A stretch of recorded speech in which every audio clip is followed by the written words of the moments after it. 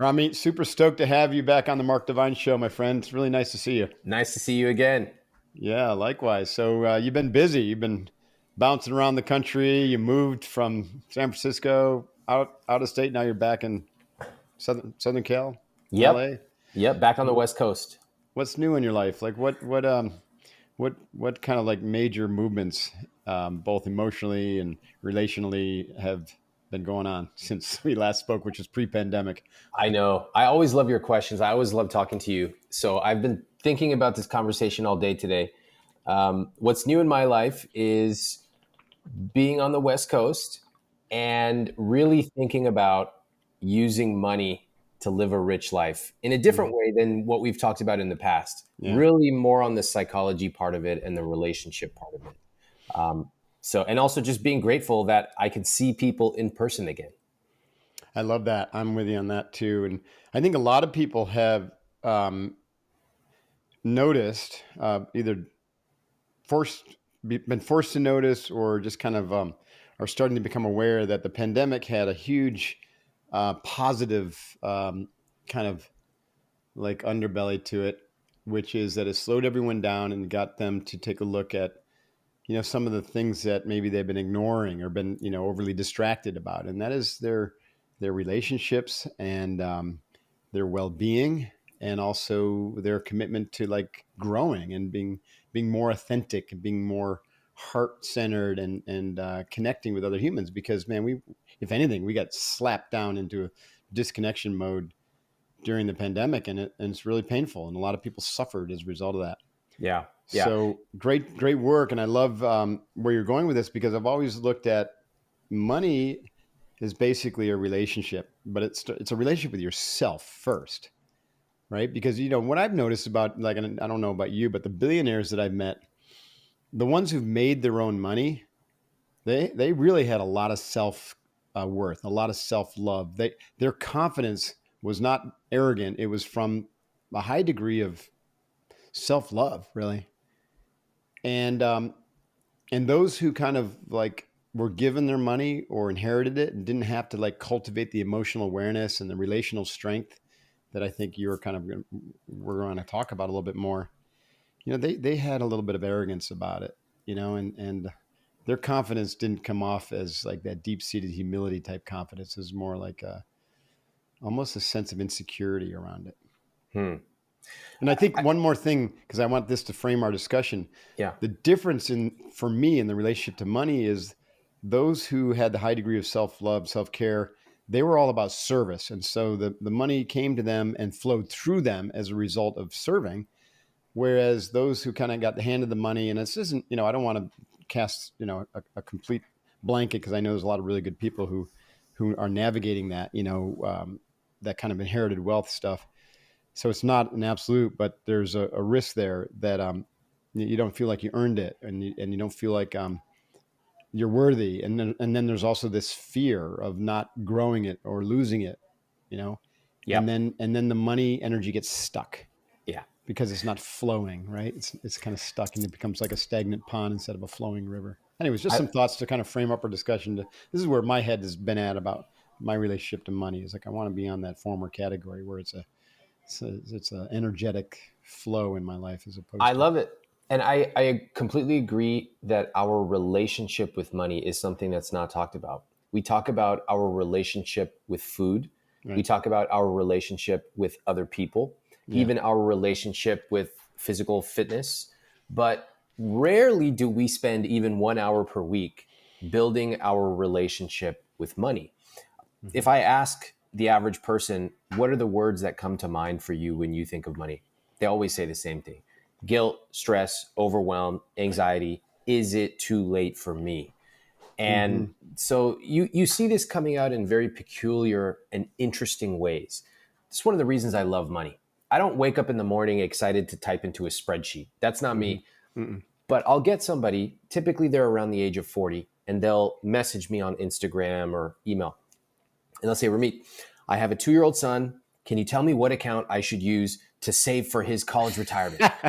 It's very classic. And I can already see where it's going, but I go, tell me about your money first.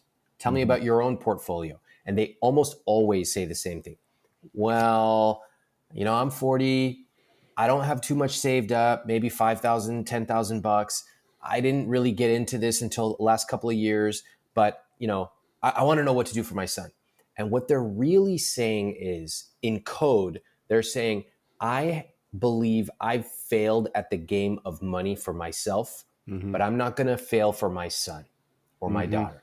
And of course, that is not the right way to think about money. Mm-hmm. Money, like fitness, food, spirituality, relationships, is a skill that can be learned. And sure, you may not have learned it until you're 40 or even 50 or whatever the age is, but it is a skill that you have to prioritize first with yourself before you can help other people. Right. I agree with that 100%. And again, it's a relational skill. I mean, I think you first approached this, like when we spoke a few years ago, from the tactical, practical, material perspective, right? Yes. And so there are very, very practical things that you can do to, to begin early, leverage the power of compounding, avoid all the fees that, the excessive fees, and those are all really, really good advice. And just keep on, automatically investing X%. Yep. And then just don't touch it, right? So one of the first rules of making money is don't lose it. Yep. Is it Warren Buffett who said that or something Yeah. like that? And do not unnecessarily interrupt compounding. Yeah, That's don't one of the interrupt the key rules. compounding. Exactly. Don't try to time the market because that's what Yep. interrupts the compounding. All Mm-hmm. those are awesome. But just like the person who wins hundreds of millions of dollars in a lottery and is pretty much set, can be broke within 2 years. Even if you do all that stuff, if your relationship with yourself and the understanding of money isn't right, then none of that matters, right? Because either you're going to get it all and you're not going to spend it and you're going to sit on it and it's going to ruin your life because you're going to be fearful about losing it, which happens a lot. And I see this all the time. People, like, they save money and they got several $1,000,000. My parents are in this category. They're great people. They've got Yeah. tons to go around, but they won't buy a plane ticket to come out and visit their grandkids on the West Coast. They won't fly first class in Yeah. their 80s. I'm like, come on, guys. Yeah. You're sitting Okay. on money, so spend it. So I don't know. My point is that it's not about the digits in your bank account. Ultimately, it's about love, I think, right? It's about your relationship to yourself Yeah. and the world. This is why I love our conversations, because we operate in different worlds, but some of the ways that we talk about it are so similar. I know Yeah, people come to you, they go, I'm gonna go into Bud's training. How many push-ups do I need to be able to do? that's And right. you go, okay, yes, you should be able to do a lot of push-ups, but it's not really about that. It's so Exactly. much deeper. And so they'll come to That's a me. great analogy, by the way. I love Yeah. that. Yeah. Thank you. Like, what credit card should I use? Or should I do this or that? I go, okay, I'll tell you that. But really, the bigger questions are the things that are going to help sustain you over the next 30, 40 years. Yeah. And so I always tell people, we spend our entire lives agonizing over $3 questions. What we Mm-hmm. really need to be focusing on are $30,000 questions. And some of those are larger ones like asset allocation, compounding. But here's what most people don't get about money. At the entry level of personal finance, the questions are always about what. What can I buy? What credit card should I have? Mm-hmm. Etc. And those are fine. You have to learn those tactics to get you going. But at the highest level of personal finance, it's always about who. Mm-hmm. Who can I take with me? Who can I show gratitude to? Who can I be generous to? Mm-hmm. But it's hard for me to start with somebody and talk about generosity when they're just like, what kind of credit card rewards card should I get? Yeah. So Right. there's a little of both that we can do Yeah. at the same time and guide people along to, I think, a more meaningful plane of talking about money. Yeah. Well, I love this new journal that you put together. And your general brand, catchy as all can be, is "I will teach you to be rich." But I love that in the journal, it's a process. So you're giving people a roadmap, and the roadmap is, when I went through this thing, I was like, this is really cool. Such great questions, great um, processes to take you through. Most of it is really about redesigning your beliefs about money, developing new rules, for habituating behaviors around money, navigating relationships and how money, it's like health, money, and sex, you either make or break a relationship, right? Those types of Yeah. things. So I'm curious because you have 8 chapters in this journal, which is really more of a workbook.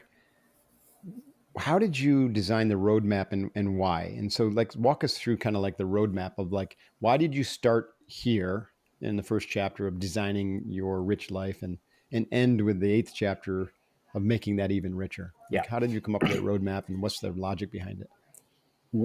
I've written another book, just the I Will Teach You to Be Rich book, which has now been out over 10 years, over 1 million copies sold. And Nice. it's very tactical. If Right. you want to know what to do with your money, that's the book to get. And what I have realized is there are some people who will simply never buy a book that has Roth IRAs in it. They're just not going to do it. And that's okay. That's life. That Some was kind of like people, when I got Tony Robbins' book, Money. Right? What was it called? Just yeah, the Money. unshakable. Yeah, Yeah. Um, there was a lot of tactical stuff in there, and I kind of got lost in it. I love exactly. Tony, but I got lost in that book. And if you got lost in that book, just imagine other people who may Right. not have as strong of a North Star. So what I realized is that there's some people who simply want to dream with money. Just dream. They want to have an easy conversation alone, maybe with their partner. And the perfect example is something that my wife and I did during COVID. We were there, we had a lot of time, and we pulled out 2 sheets of paper. And I said, let's write down our bucket list. But for this bucket list, it's what are the things we want to do in the next 10 years that would make us have a meaningful and rich life? So Mm-hmm. we started sketching it out on our own individual piece of paper. 5, 10 minutes later, we came together and we compared notes. And it was a very joyful exercise. It was like, oh, you want to learn Spanish? That's cool. Oh, you want to go skydiving? That's crazy. You could do that on your own. I'm out. And just like back and forth. And what we did from that was we picked 2 or 3 that were meaningful to both of us. And in a relationship, what you realize is your rich life doesn't have to be exactly the same. That is totally fine. She has things she wants to do that I don't want to, and vice versa. But we picked one thing I remember that was very meaningful for us. We had been inspired by a friend of ours who had a 10-year wedding anniversary in a different country. And it was beautiful and lavish, and they brought their friends and family. And we realized we want to do that for our 10-year anniversary. So we picked that. And then I love dreaming, but what I love even more than dreaming is making a plan so that dream happens. And so we took a back of the napkin approach. How much would that cost us? Both of us had numbers. We kind of shared it with each other. And my guideline for this exercise is whoever has the larger number, go with that, because I Mm-hmm. want you to dream big. Right. So now what we did was we put a plan in place. So every month we're putting money aside, and we know that for our 10-year wedding anniversary, we know exactly where we're going to be, who's going to be with us, what we're going to have as an experience. That was where the book, the journal began, which is to start by designing your rich life. Right. And once you do that, it becomes a lot more exciting to start to use money to live it. That sounds the same like a visioning process. So it's a Yep. 10-year vision, but you're including money in that vision, right? Your relationship to money, how it's going to make you feel, what experiences and Yes. adventures you're going to be able to have with it. And then you can worry about the tactics of how to get there. Yeah. Yeah. That's cool. Yeah. It makes sense. Yeah. I mean, everything worthy really starts with a vision, whether you realize it or not. And it's more Totally. powerful when you can write it down. Exactly. Right. When I ask people, what is your rich life? I almost always get the same answer. They go, I want to do what I want, when I want. I play along. Oh, that's really cool. So what do you want? Silence. Mm-hmm. Because most of us haven't thought about those vivid details. And what I'm really looking for when I ask that question is something that is unmistakably you.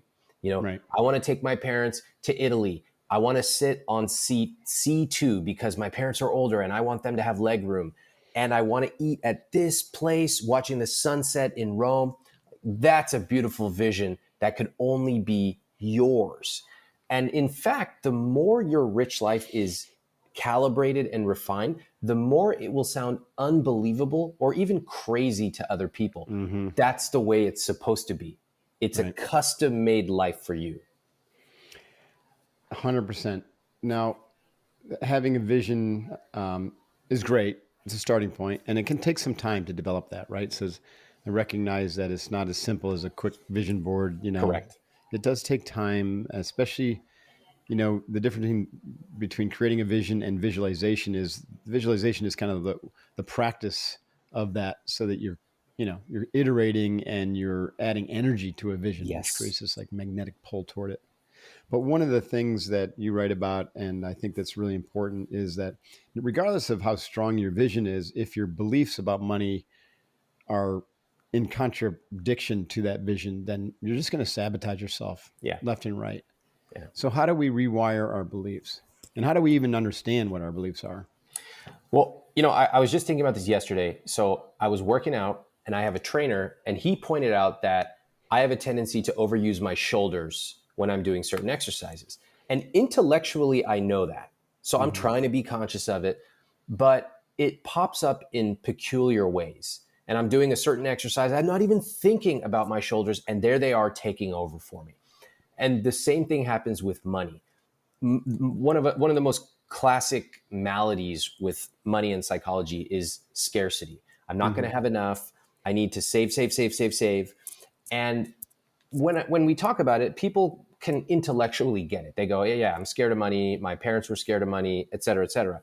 But it pops up in peculiar ways. It Mm-hmm. might be when people think about their vision, they go, I want to take a 7-day trip to blank. And I might go, that sounds amazing. Why only 7 days? Mm-hmm. And it will just hit them. I never thought I could take a longer trip than that.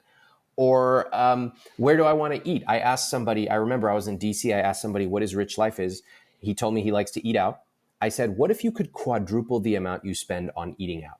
And he made this funny offhand comment that I'll never forget. He said, I'd probably need to go to the gym more because I would be eating out 4 times a week. Ha ha ha.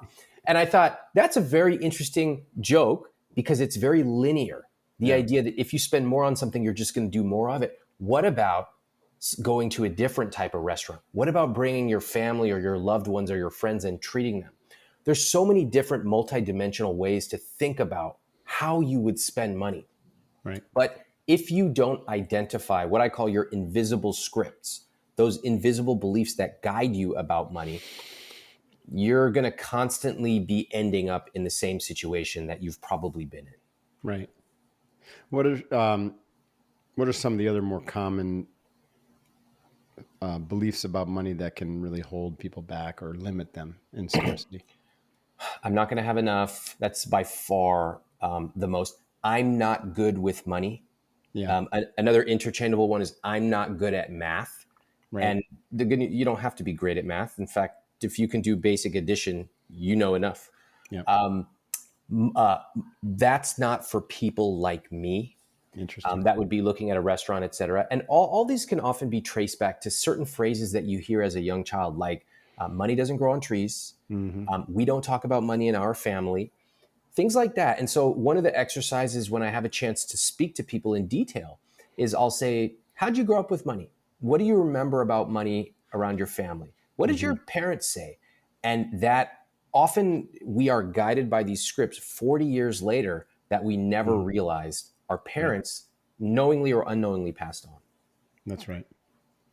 So you've got to surface those, and when you surface them, you can poke holes in them and recognize that they've been driving some subconscious kind of thinking, and which then became a set of rules for you, Correct. right? And so first you attack the or route out the negative or the unhelpful beliefs, then you can begin to change the rules. And when you do it the other way around, it doesn't really work that well. And this is kind of like, the analogy would be back to the Navy SEAL, right? So if you got a set of rules or beliefs about your worthiness to be a Navy SEAL, it doesn't matter how what your rules are around how often you do push-ups and go to the gym and all that kind of stuff, because eventually when you hit that dark night of the soul moment, you're going to quit, That's right. right? Or you're not going to have the discipline to stay at it. So first come the beliefs and then come the rules. What are some of the rules? Let's talk about rules. Like, what are some of the rules that keep people locked in poverty or poverty mindset? And contrarily, how do we develop some powerful lever type rules that move us toward freedom, wealth, and So prosperity? the deeper everyone who listens to you and follows you will know this intuitively because you really show people how deep you can get with your beliefs. I still remember in San Francisco, you're telling me about your mental dojo and how you've spoken to your mentors, dead or alive, thousands of times. That's right. And when you interrogate those questions, oh my gosh, you can create your own vision. And so that has stuck with me for many years. And I still come back to that idea. I think even the word rules has connotations. Typically, rules are a teacher telling a child, don't go to the bathroom, don't do this, don't use a black marker. That's right. And It's got a negative energy to it for sure. Correct. I love that. My money rules are positive. So remember, they're my rules. I get to create whatever I want. So I have 10 money rules. Everybody can Google Ramit's 10 money rules.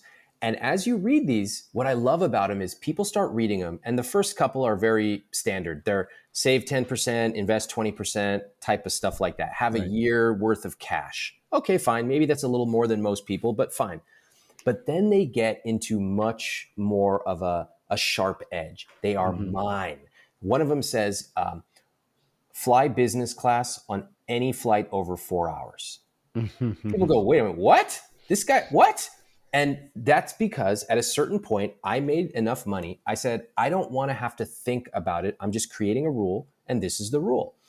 Another one I have is spend any amount of money on my health, on appetizers, and on a friend's charity fundraiser.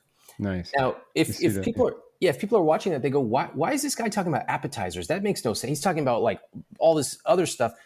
And the reason is when I was a kid, my parents, immigrants from India, we never ate out once every 6 weeks with a coupon. And we would never order appetizers. Never. It was not a thing. We didn't have the money.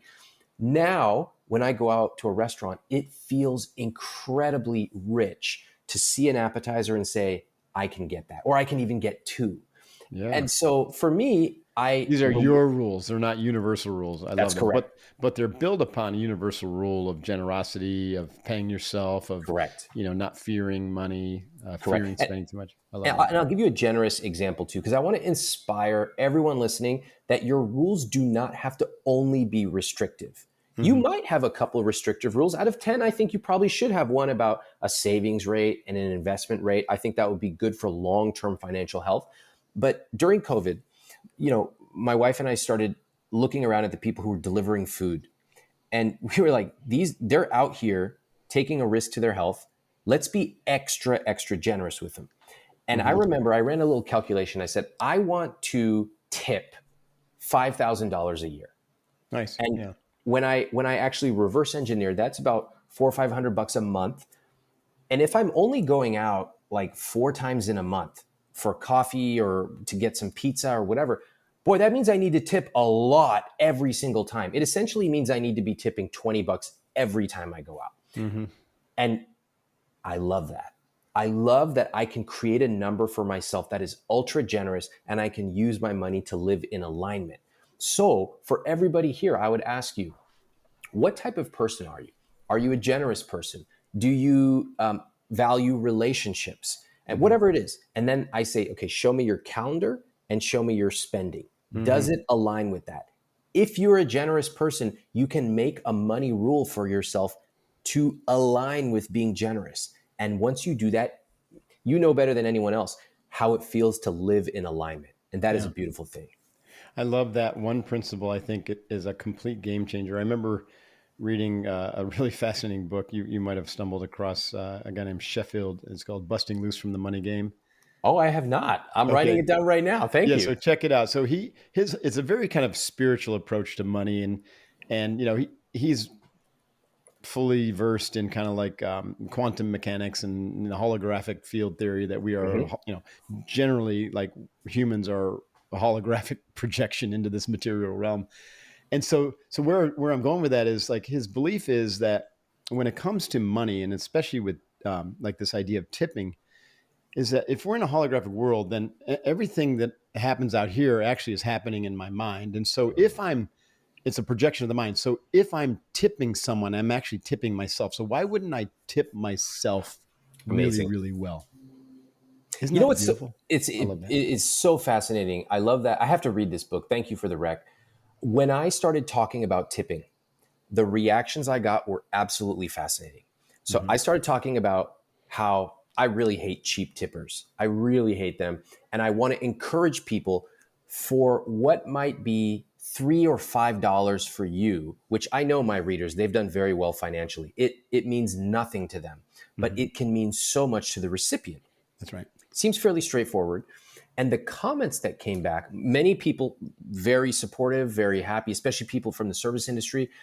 But one of the most common critiques I got was, oh, so you're saying that if I get terrible service, I still have to tip 25%? And I thought that was such an interesting reaction. First of all, if you get terrible service, I'm not telling you what to do with your money. It's your Right. money. You could tip zero sometimes. That's okay. Mm-hmm. But what an interesting first reaction to focus on what can go wrong That's right. instead of what can go right. Right. When I go, Because you have to consider that there might be you might be the reason that you're getting terrible service. they don't think of that. They don't think of that. But when I go out, by default, I'm going to have a great experience. And by default, I'm going to tip 25 to 30% plus. That's Right. by default. Now, if something goes wrong, of course I can change it. But for anyone who's a high performer in any field, they're going out every night. They are going to have an amazing performance. Whether you're a singer, athlete, speaker, that's what I expect because that's what I've trained for. Now, sure, if things go bad, fine, I'll deal with it. But by default, I'm going to have an amazing experience every time I go out. I love that. That's cool. There's two rules on this. On your list of 10 that I think are worth speaking about. Earn enough to work only with people who you respect and like, and marry the right person. Yeah. Which I think you're speaking to like how other people can really affect us. Yes. When it comes to our beliefs about money, and so we want to make sure that we align with people who are aligned with our beliefs and rules, right? Yeah, exactly. I'm not surprised that you picked those two out because there are some very crunchy tactical ones in there, which, they're interesting. But if you earn enough, then you can say no to opportunities that don't align. And that might be having to fly and be away from your family. It might be someone you're not philosophically aligned with. It might be a variety of things. I feel very proud when I'm able to turn down an opportunity that would have made me a lot of money, but it's just not the type of person I want to associate with because my reputation is everything. And so to be able to be in a place where I don't have to say yes to everything just for the quick dollar means that I have preserved my integrity. And then secondly, for marrying the right person, I mean, it is the most important financial decision most of us ever make. And you don't have to be exactly aligned with a partner. You never will. My wife and I still see things differently when it comes to money, and we work through it, and it takes time still. But if you are values aligned, for example, if you believe that we should save or we should spend money in these ways, but not these ways, if you believe that if you work harder, you can be more successful, those values are really important to have alignment on with a life partner. Yeah. Yeah, it's the biggest wealth redistribution scheme, in ever invented. There you go. So you got to be careful that you choose wisely there. I'm curious, when I think about my relationship, I I could ask you a question. Let me start with a question. What do you think about prenups and even postnups? Great question. I believe in them. I have one. And it was the genesis of a lot of work that I started doing on relationships because we had such a hard time with ours. Just having the conversation is really hard for a lot of people. It was hard for me. So I came, my wife and I were both raised pretty similar, middle class, both our moms are teachers. And it's just by virtue of me starting my business almost 20 years ago that I've been very fortunate financially. And so when we got more serious, we sat down, started talking about money. By the way, I violated my own rules. I should have talked about it way earlier, but okay, we talked about it. And eventually I said to my wife, now wife, I said, it's really important to me that we discuss a prenup. Not that I don't trust you. It's that because of virtue of my business, et cetera, I'm coming into this marriage with an amount. And she was quite receptive to it, actually. I was really nervous. And I just tried to explain myself. And It's funny. I looked for advice on how to have that conversation, and some of it really rubbed me the wrong way. Some stuff online says that you should just blame it on the lawyer. And I go, Mm, how can I have integrity with myself? It's not my lawyer that's telling me this, it's me. I right. believe this. So we started talking about it, and it was good. It was good at first, and then it was not good. And Hmm. it started getting complicated, and the numbers started flowing, and both sides had lawyers. Oof. And at one point, my wife, now wife, said to me, "We got to talk to somebody because this is not going well." And she was right. So we went to see a therapist, and this therapist was very good. She asked us a lot of questions, and one of the questions I still remember she asked, she said, "What does money mean to you?" And she turned to me first, and that's the easiest question in the world for me. I've thought Hmm. about money every day for 25 years. This is my business. I said, growth. It's obvious. Compound interest, 4% rule. Like I could see the numbers flowing in front of my eyes. you know and then she turns to my wife and she asks the same question, and my wife said something I'll never forget. She said safety. And I could not understand that word as associated with money. Like the two words weren't in the same Hmm. universe. I said, Hmm. what do you mean? And the way we fundamentally thought about money was different. Right. And this therapist helped us understand that. So with her help, things got a lot smoother. Still number of bumps in the road, but at that time I really wished that we had been able to listen in to other couples talk about money, Hmm. because especially for prenups and postnups, there's virtually no good advice online. It Right. all happens behind closed doors. Right. And that's one of the reasons I started my podcast later with couples, where I talk to them and you can hear them sharing real numbers, crying and laughing. But at that time, it felt very lonely. And it was a tough time, honestly. That's such a valuable thing that you're doing there because tell you what, money has destroyed more relationships when the relationship wasn't working, but maybe had a chance of salvation. Yeah. And then you enter in the money that's accumulated through that relationship, and all the beliefs, like you said, around that. And boy, and all the legal issues and Yeah. taxation issues. It's a nightmare. An There was absolute there nightmare. was a man. He was roughly in his early 50s, and he wrote me a message and he said, Ramit, all caps, please help. My wife of 21 years is about to divorce me because I'm too cheap. I need your help. So I said, okay. He came on my podcast, and I love talking to couples about money. When they agree to come on, they agree to share all their numbers, and they agree to talk about anything relating to money. And, if you've ever, most of us have never heard a couple honestly talking about money. We've Hmm. only heard ourselves. So we're very much in the dark.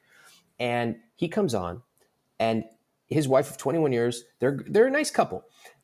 He had asked his wife, can you find a better mattress for our daughters? So she spent like 2 weeks creating this matrix with all these features, and the mattress was like $400 or something. And he goes, no, that's too expensive. Now, can you guess their net worth? I don't know, but the way you framed it up, they're probably fairly well off. They were worth over $10 million. Oh my! And you can't. Yeah. So that's pretty classic. That's kind of what I alluded to with like my parents. Like Yeah. they've got a lot of stuff, but it was stuff that was kind of handed down generationally. Yeah. Family business and some real estate stuff, and but they've also saved a lot because they were part of a big boom. That we all kind of benefited from the this whole kind of Bretton Woods post World War II, baby boomer generated capital boom. Yeah. You'd have to be like head stuck in the sand to not make money in the last 40 or 50 years, right? So Yep. they did, but they won't spend it. This is classic. They So will this not is so spend it. classic. It's Okay. So I totally get it.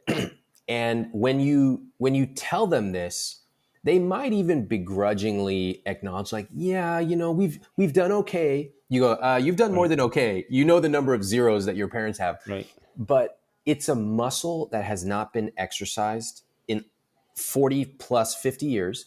And when you ask them, like, what are you going to do with the money? A lot of people, like your parents' generation, will simply say, I'm going to, leave it to you.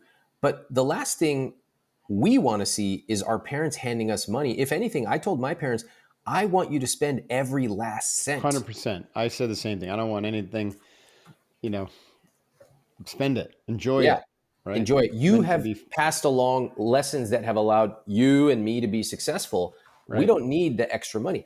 But I will say this: another couple I spoke to, the woman she wrote me saying, "Should I retire from my job?" And of course, this story becomes much more interesting. She um, she had had a double lung transplant, and she successfully went through it. But she has 5 years, 5 to 10 years left to live, and she knows that. She's concerned about her job. Should she leave it?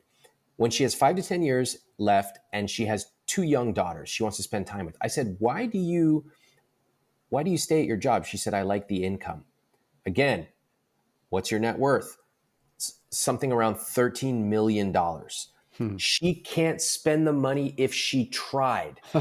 And so Right. what I realized is, many of us, we have this belief. Our future selves are always perfect. We work out in the future. We call our parents every day. We spend our money dutifully. In her case, she has millions of dollars and a terminal illness, but even she can't bring herself to spend it because she has never built that muscle up. Hmm. And one of the joys I get to do when I work with these couples on the podcast, whether they have millions of dollars or whether they have $800,000 in debt and everywhere in between, is to help them realize money is about more than what's in your spreadsheet. It is your relationship with money and ultimately your relationship with yourself. Hmm. Let's talk about debt. And I think a lot of people are trapped with student loan debt. My stepdaughter has a lot, and she's like, it's just a real burden for her. And I remember, I paid for my MBA, and I got halfway through a doctorate program before the Navy called me back to war, and all that was in debt. It was over 100 grand, and I chipped away over 20 years to pay that off, but it was a huge burden. Yeah. So how do we, like, what should our relationship to debt be? Is there good debt and bad debt, and what does debt do to our confidence and our relationship to money? For a lot of people, it's overwhelming. It's devastating. They think Hmm. about it every day of their lives. Really, I bet. You wake up and it's just this feeling in the pit of your stomach. You open up your phone and you see a friend on vacation on a Wednesday and you Mhm. go, I can never do that because of this debt I have. Yeah, and standards of living have been declining because wage growth is not there, Yeah, and the access to credit has been almost criminal, right? They used to throw that's you in correct. jail for being in debt. Now they literally push credit on you like it's, like you have to do it and you're bad if you don't do it. Yeah. So people get trapped. They get And trapped. And, when I speak to folks who have a lot of debt, the funny thing is everybody believes they have a lot of debt, but the amount they have can vary all over the spectrum. Somebody mhm, will come to me, they'll go, you're never going to believe how much I have. I go, okay, how much? They go, $20,000 of credit card debt. I go, okay. I mean, I've seen mhm, it all. I have another couple, they have $825,000 of debt. mhm, So the interesting thing is they both feel the same way, overwhelmed. right. What I want to help them do is understand, first of all, how did we get to this position? And many people, so we want to, it's often the case that there are structural issues, as you mentioned. Debt is freely available to 18-year-olds, Mhm, et cetera. It's almost pushed on many. But there's also an element of personal responsibility, right? mhm, You signed that document. So let's understand both sides of this. Let's not blame anybody. Let's just accept how we got here. And then the most important thing, let's make a plan. In almost every case I talk to, whether it's $10,000 of debt or $750,000 of debt, there is a plan forward. It mhm, may take some uncomfortable decisions, mhm, but there's almost always a plan forward. But what doesn't work is just ignoring it and hoping it goes away. The mhm. most surprising thing I've learned is that people will worry about debt for 20 years of their life, but they will never pick up one good book on personal finance and Mhm. read it. And that's got to Right. change. They keep kicking the can down the road.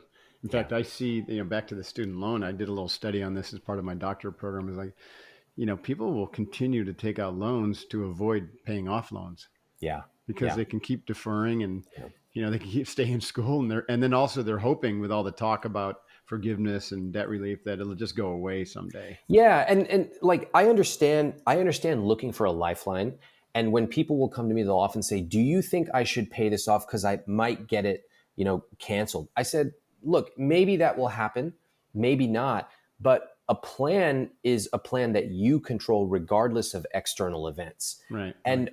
And you should see the relief, Mark, when we make a plan together, even if it might take 10 years, even if it might take 15, 20 years to pay off, the relief in knowing that you have a plan and you can execute on it every single month it's such a relief to people. Right. And just like with compounding and investing, you got to stick to it, because Yeah. if you interrupt that plan, Yeah.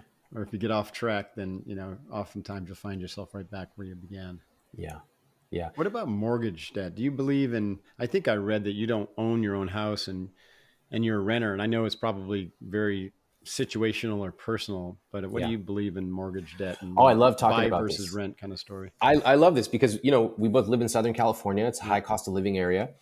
So I have lived in San Francisco, New York, LA. I've rented in each of those places by choice. All almost impossible to buy a home for a first time buyer. Yeah, correct. For the average young person, it's essentially impossible to buy. Um, and I like sharing my example because I actually could buy right now if I wanted to, but financially speaking, it doesn't make any sense for me to Okay. buy. So Walk when I us through lived, for that. example, in Manhattan, the same unit that I rented, if I wanted to buy the same type of unit, same intersection, it would have cost me more than twice as much. Think about it. Let's just In say it was terms of five. mortgage interest, P&I and taxes and That's HOA correct. fees and whatever. Maintenance, all of the Maintenance. above. These are what I call phantom costs. Mm-hmm. And in America, we are taught that house prices always go up. That's not true. We are taught that renting is throwing money away. To that, I reply, do you throw money away when you eat out at that sushi restaurant on Friday? No. Mm-hmm. And similarly, you're paying your landlord's rent. You wouldn't say the same thing about you're paying your restaurant owner's mortgage. Mm-hmm. What is important to do with this decision is to run the numbers. It's the biggest purchase of your life. Sometimes it makes financial sense to rent and invest the difference. That's the key. If Yeah. you just rent and you don't invest the difference, you are doomed. You have to invest the difference. Mm-hmm. Sometimes it makes sense to buy. And sometimes you run the numbers and you go, I'm going to make a decision that makes no financial sense, but that's okay. Because life Right. isn't only about numbers. Maybe you have a family, maybe you want to redecorate, whatever. But you have to be fluent with the numbers when you are thinking about renting or buying a house. It is a huge decision. Yeah. I think a lot, at least, when 10 or 15 years ago, this may have made more sense, but a lot of people looked at buying just as kind of like a forced savings plan, that you just, Yeah. you get a long-term amortization. It's hard to, find debt that was that cheap that had a 30-year amortization. And if and again, 10 or 15 years ago, it was probably easy to think, well, real estate will always go up Yeah. because it was. And if you buy in the right place, if I just stay at it and maybe down the road, I pay off, start paying twice a month or two payments a month. Yeah. And in 20 years, I'm going to own this thing free and clear. And that's gives me a lot back to people who are security and safety Yes. conscious with money. That feels good to them. You're right. There's a lot of feelings. Again, in America, real estate is religion, and that involves Mm-hmm. feelings. Mm-hmm. I love everything you said is true. I'll just point out that 99.9% of people in America do not know what the word amortization means. So they Right. don't. And if I pointed out that the first 15 years of their mortgage, they're essentially paying interest, it Right. would blow their mind. Right. But these are things that we've got to learn before we make these huge decisions. Yeah, and that's where people got really tripped up with the refinance boom, before the 2008 crash. It's like That's correct. keep refinancing, you keep resetting the clock, and so you haven't paid any interest off. Yeah. You own the house for 10 years, and you've still got a 30-year loan on it because you thought Yeah. it was a good idea to refi, and you haven't paid any principal down. See, everything you're saying is quite complex to the average person. What they know is very simple. It's almost childlike. I buy a house, I pay the house off, and then it's free. That is essentially how people think about housing. And that's what the industry preys on. They don't talk about amortization. They don't talk about refis. They don't talk about phantom costs and total cost of ownership. They say, you want to have your own house. It's the American dream. And what I would say is, you decide what the American dream is for you. You don't let anybody else, certainly not a mortgage broker, tell you what the American dream is. I love that. And that goes back to kind of creating your vision and your relationship with money, and be careful what you're told, because there's a lot of misinformation and myths, like you said, about That's money. right. And so to get to the bottom of it, understand your relationship, develop a positive relationship with money, which means you have to have a positive relationship with what you were taught about money, and to eradicate the old negative beliefs that were handed to you by your parents like a gift and they're not serving you. And then set up some new rules. And that's where you get into the tactics. Once you do all that work, Yeah. then you get into the tactics. Then it's easy. It's Yeah, then fun it's at easy. that point. You go, oh my gosh. Formulaic almost. Yeah, Yeah. exactly. If I fiddle with this, if I increase my savings rate 1% per year, I can be a millionaire 7 years faster. And it Yeah. starts to become a game. That Right. part, it's fun. For most people, when they think about money on the first time, it feels heavy. It feels like an obligation. It kind of feels like going to the gym for the first time. But once you have a vision of what you want to look like and feel like, going there is the easiest part of all. Right. Right. I love that. That's awesome. Really appreciate you doing this. It's, I mean, you dedicated a large chunk of your life to teaching people about money, and now that you're doing it with relationships, I think it's really valuable. A lot of people are going to find a lot of value in that. So thank you for doing that. Thank you very much. It means a lot to hear that from you. Yeah. Ramit, where can people learn about the journal, and where can people learn about you if they want to work with you and come on your podcast and such? You can find me. The name of the journal is I Will Teach You to Be Rich. The journal, you can find it at any bookstore, including Amazon, independent stores.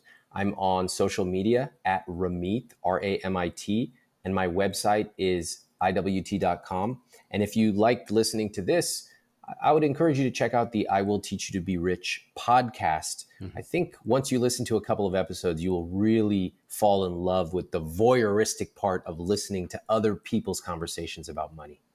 And on the podcast, do you just like invite people on who are kind of like train wrecks with money, or do you invite people on who've done a good job with it as well? No. We talk about, well, they're not all train wrecks. No, some of them listen to me, some of them don't, because that's reality. Mm-hmm. But there's always something at stake. There's a reason for them where they come to me for help and bear all their numbers. So That's cool. Do you do like a before and after? I was recently on Daniel Amen's TikTok show. Hilariously, I love that. But he does like a brain scam, and here, do this, do that to fix your brain, and then 6 months later, he has your back. I could see you doing that. Oh, I love that. Formulaic. Here, here's your assessment, and then 6 months later, come back and tell us how you did. We do follow-ups, but 6 months later is one of our most requested, and I think you've given me a great idea. I think we'll do that. Right, no extra charge. Thank you very much. Awesome, Ramit. Thanks so much for your time. I appreciate you, brother. Always a pleasure. Talk to you soon. Booyah.